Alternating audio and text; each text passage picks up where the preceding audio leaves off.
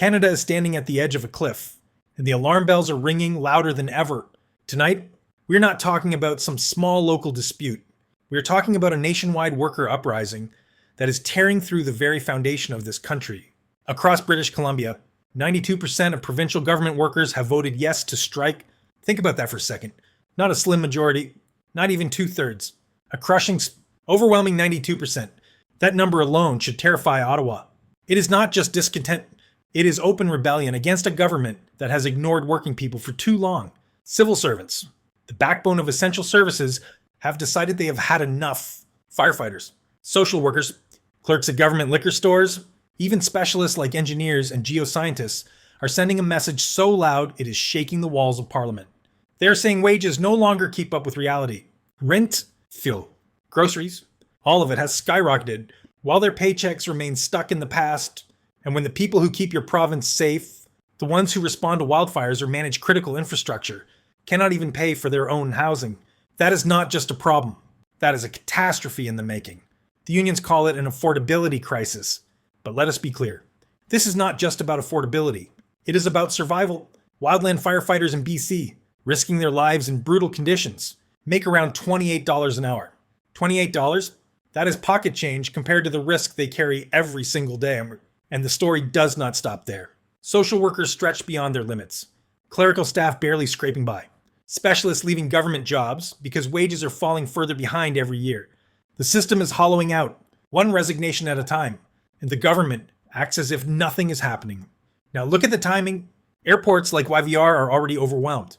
With more than 90 Zero travelers surging through its gates in a single day, BC Ferries has been dealing with traffic spikes 50% above normal, before a single picket line even appeared. The province's infrastructure is already buckling under pressure, and now the government faces the prospect of thousands of workers walking off the job. How long do you think that structure can hold before it cracks wide open? The answer is simple. It cannot, and collapse is not just possible. It is likely. For union leaders, that collapse is not a threat. It is leverage. They are forcing the government to face the reality that essential workers cannot keep Canada running if they cannot even keep their own families fed. That is the essence of this strike notice. It is not just one group demanding a raise. It is 34,000 public servants saying with one voice, enough is enough.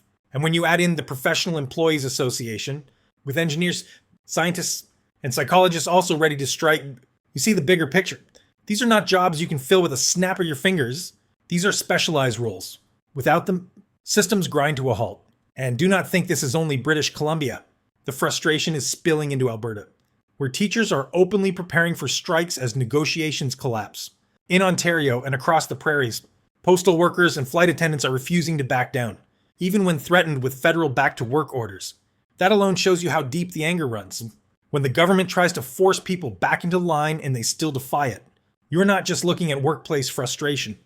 You're looking at political rage.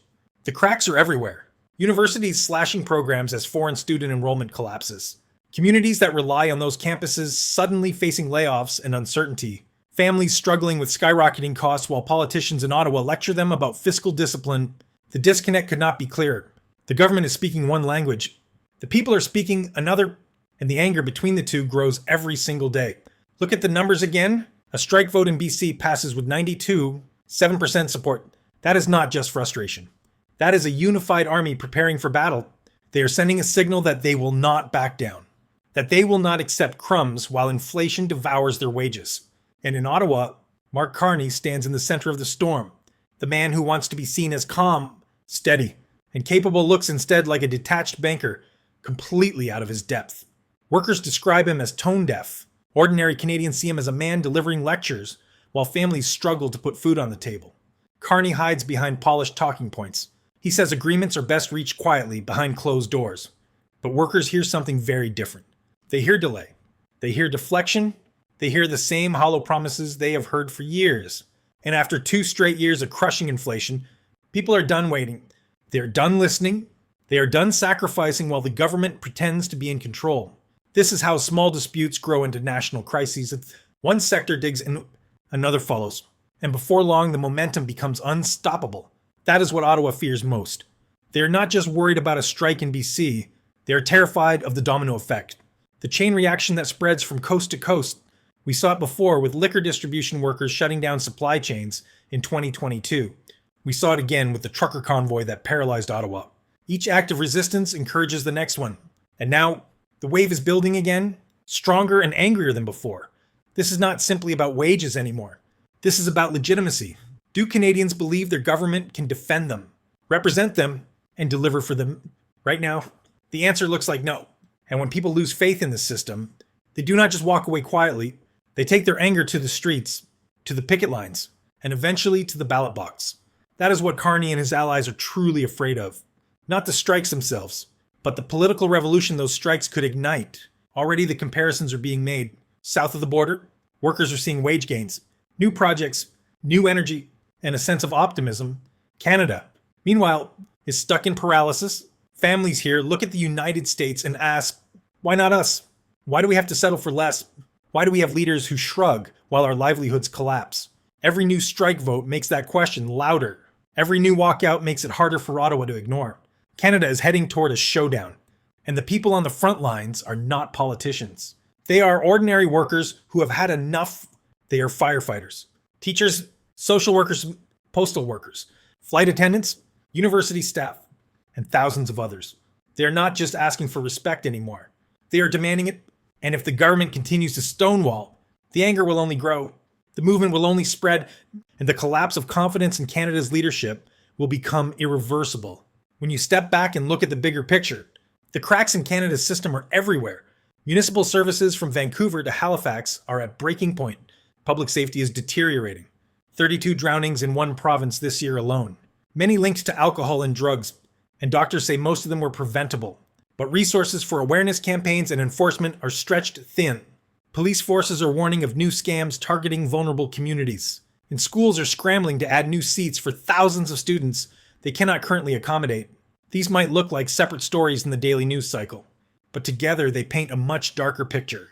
They show a society running at maximum capacity, a system trembling under its own weight. This did not happen overnight. For decades, Canadian workers have been told to wait their turn. They were promised that economic growth would eventually reach them, that prosperity would trickle down if they just stayed patient. But year after year, wages barely moved while housing costs went through the roof. Benefits were stripped away. Job security became rare. Families watched as their share of the country's prosperity shrank smaller and smaller. What we are seeing now is not a sudden explosion. It is the result of decades of pressure building up. Until finally the dam could not hold any longer. Mark Carney has become the symbol of that disconnect. Reports describe him furious behind closed doors, demanding answers from provincial negotiators, but fury is not leadership. Anger does not pay the bills. The unions call his approach tone deaf, and they are right. Canadians do not need another lecture about fiscal responsibility. They need a government that understands their pain and acts to relieve it. Instead, Carney stands there like a detached banker, more comfortable with numbers on a page than the reality of families struggling to afford groceries. This disconnect is political poison. Ordinary Canadians see a man who talks about balance sheets while their rent is overdue. They hear him scold workers for demanding more, even as inflation devours their paychecks. Carney is not just failing to connect, he is actively alienating the very people he needs to lead. And in politics, once people stop listening, it is almost impossible to win them back. It is like kryptonite. The more he talks, the weaker his credibility becomes. So what happens next? The opposition sees an opportunity, and they are sharpening their knives.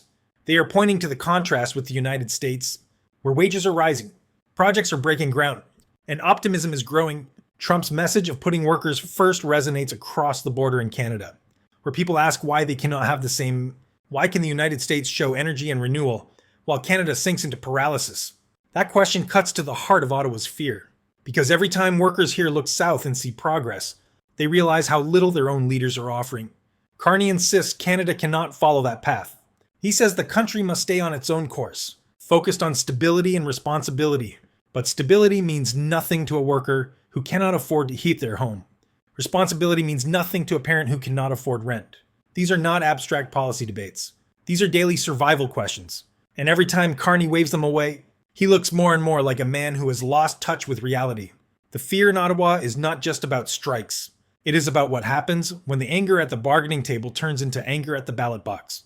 Once that shift happens, once workers decide they no longer believe in the government's ability to defend them, the consequences become uncontrollable. Strikes are temporary. Elections are decisive. A government can outlast a protest, but it cannot survive when the people vote against it en masse. That is why Carney's crisis is not just economic. It is existential. Look at the signs. Every week brings another dispute, another walkout, another industry at the brink. Canada Post, Air Canada, provincial teachers, public servants, university faculty. It is a wave building across the nation, and Carney is not riding it. He is drowning in it.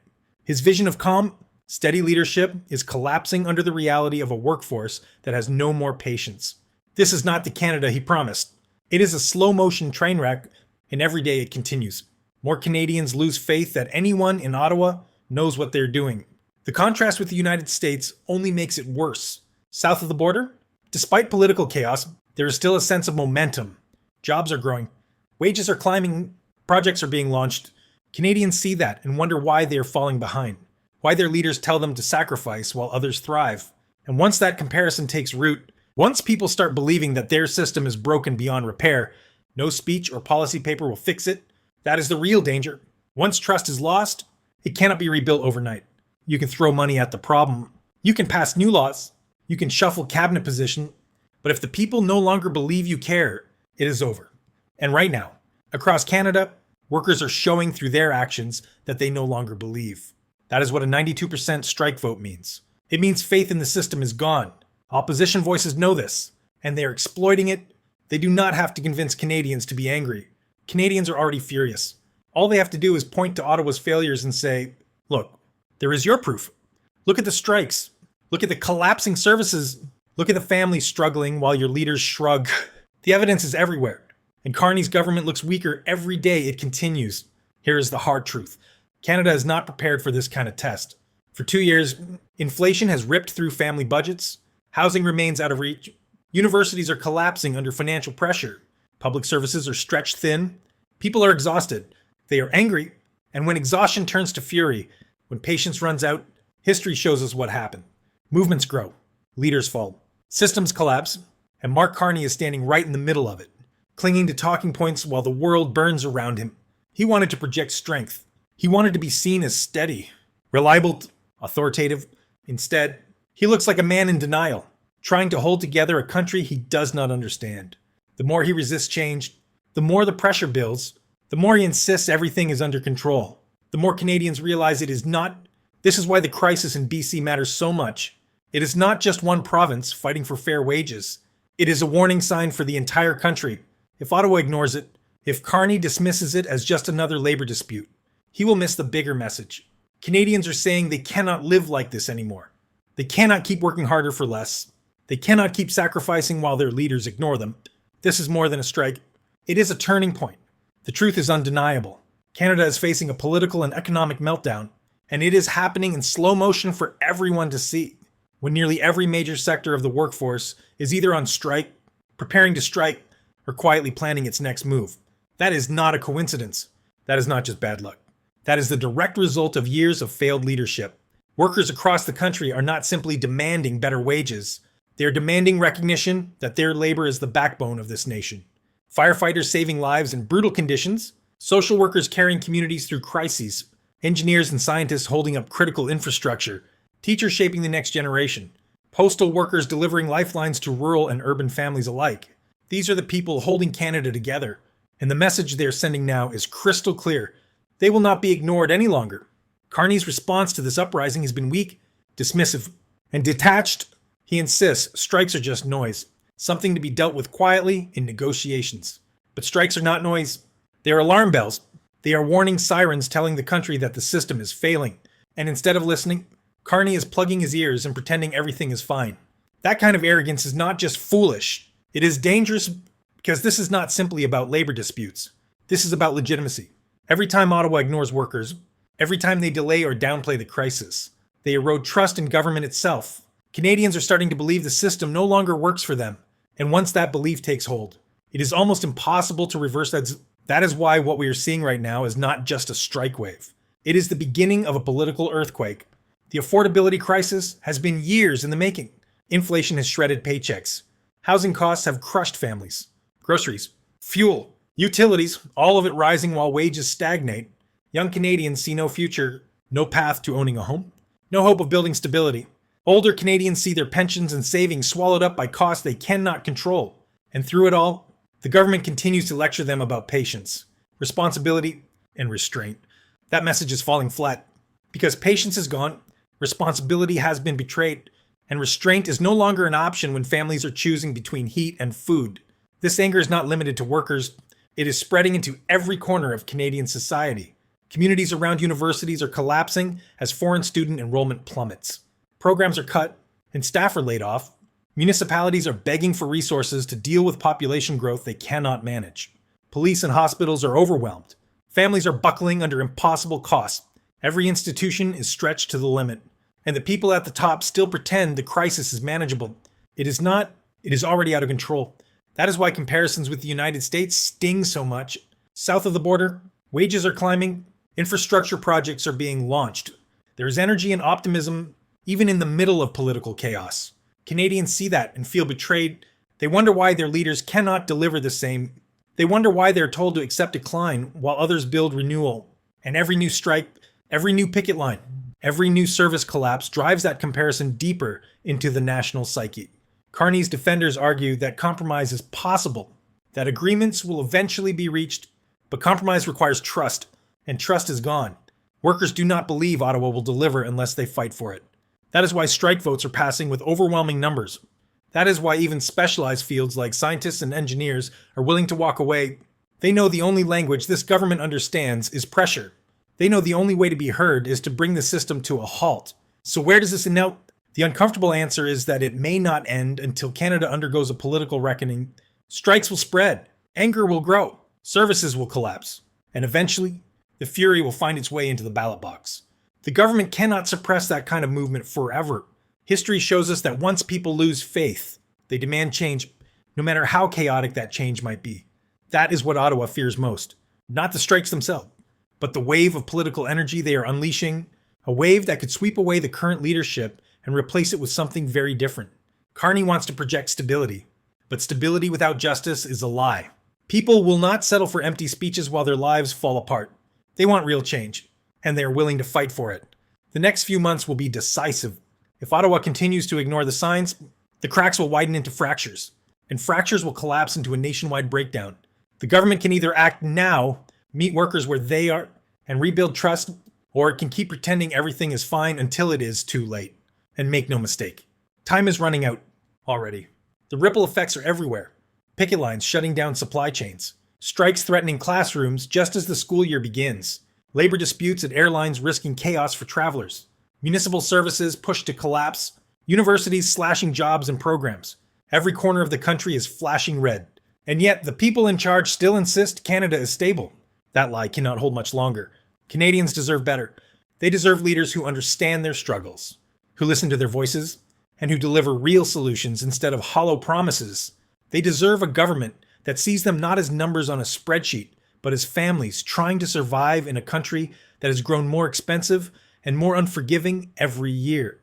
And if this government cannot deliver that, Canadians will find one that can. The collapse of services, the strikes, the anger in the streets. These are not isolated events. They are connected threads in the same story, a story of a nation pushed to its limits, a system failing its people, and a government too arrogant or too blind to see it. Mark Carney may think he can ride out the storm, but the storm is only getting stronger, and when it finally breaks, no amount of polished speeches or behind closed doors negotiations will be enough to put the pieces back together. This is the reality Canada faces, a moment of truth where workers are standing up, families are demanding answers, and the old political order is collapsing under its own failures. The question now is simple. Will Ottawa change course before it is too late? Or will it cling to denial until the collapse becomes permanent? Because once the people lose faith, once they decide the system no longer serves them, no leader can stop what comes next. That is the crossroads Canada stands at today, and unless something changes fast, the future looks less like stability and more like breakdown.